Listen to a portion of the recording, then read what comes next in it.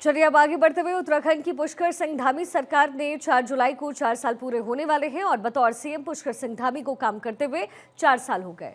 इस मौके पर हरिद्वार में बीजेपी बड़ा कार्यक्रम आयोजित करने वाली है। खबर है कि इस कार्यक्रम में सीएम पुष्कर सिंह धामी समेत कई नेता मौजूद रहेंगे। इन 4 सालों में सीएम धामी के नाम कई महत्वपूर्ण उपलब्धियां हैं। सीएम धामी के प्रयास से उत्तराखंड देश का पहला ऐसा राज्य बना जहां यूनिफॉर्म सिविल कोड लागू हुआ। इसके अलावा धर्मांतरण विरोधी कानून भी लागू हुआ है। साथ ही सूबे में बढ़ रही लैंड जिहाद और थोक जिहाद जैसी जो घटनाएं हैं उस पर अंकुश लगाया गया। साथ ही राज्य का वार्षिक बजट 1 लाख करोड़ रुपए से ज्यादा पहुंचाने में सफल रहे।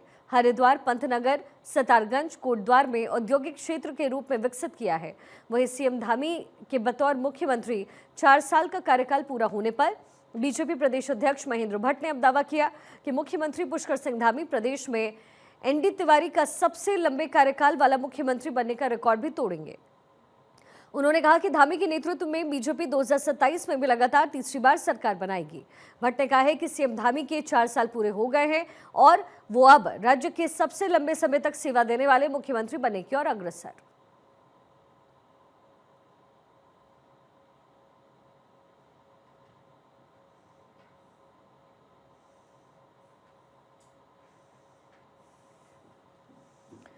वहीं 11 जुलाई से शुरू हो रही हरिद्वार में कांवड़ यात्रा को लेकर मुख्यमंत्री ने हाई लेवल मीटिंग की है। हरिद्वार के मेला भवन में मुख्यमंत्री सभी अधिकारियों के साथ कांवड़ यात्रा की सभी तैयारियों को पूरा करने के निर्देश दिए। इस मौके पर सीएम ने कहा है कि इस साल हमें क्लीन और ग्रीन कांवड़ यात्रा का संदेश देना है। उन्होंने कहा, ऐसे राज्य जहां से अधिकांश कांवड़ आते हैं उन राज्यों से समन्वय, रियल टाइम डेटा शेयरिंग और सुरक्षात्मक सभी आवश्यक इनपुट साझा किए जाएं। मुख्यमंत्री ने कांवड़ यात्रा को आगामी कुंभ मेले का ट्रायल बताते हुए कहा कि अनुभव आगामी कुंभ मेले में भी काम आएंगे।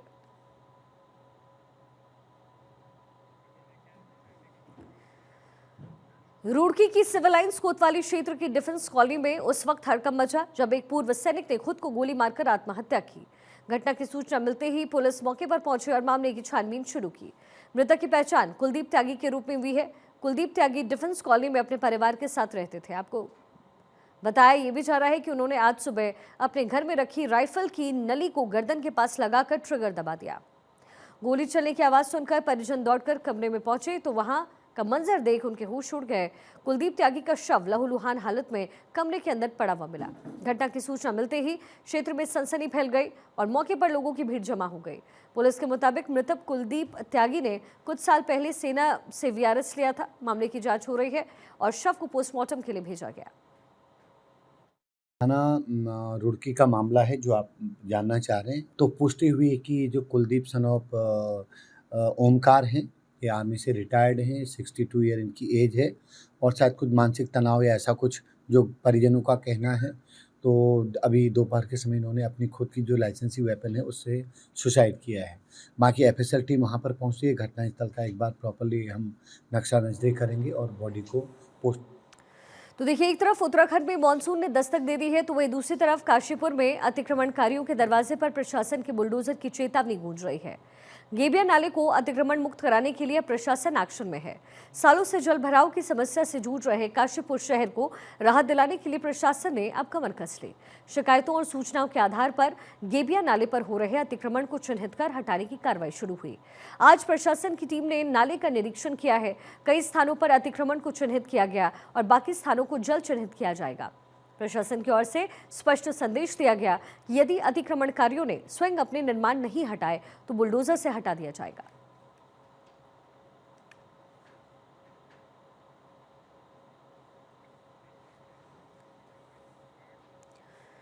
उत्तराखंड की केदारनाथ यात्रा को कुछ समय के लिए रोका गया है। केदारनाथ पैदल मार्ग पर सोनप्रयाग के मुनकटिया स्लाइडिंग जोन में मलबा पत्थर आने से मार्ग बाधित हुआ। इसके चलते फिलहाल केदारनाथ धाम यात्रा अस्थायी तौर पर रोक दी गई। पुलिस प्रशासन के मुताबिक मार्ग से चालू होने पर यात्रा को फिर से शुरू किया जाएगा। केदारनाथ पैदल मार्ग पर सोनप्रयाग क्षेत्र के तहत स्लाइडिंग जोन के पास देर रात लैंडस्लाइड होने के कारण मार्ग पूरी तरीके से प्रभावित है और बाधित है और इस कारण लगभग 40 से 50 श्रद्धालु लैंडस्लाइड जोन में फंस गए।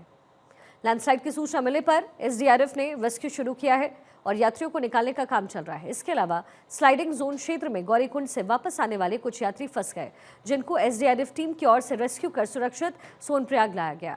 यहां पर मार्ग खोले जाने से कार्रवाई चल रही है। मार्ग के पूर्ण रूप से सुचारू होने पर यात्रा प्रारंभ होगी।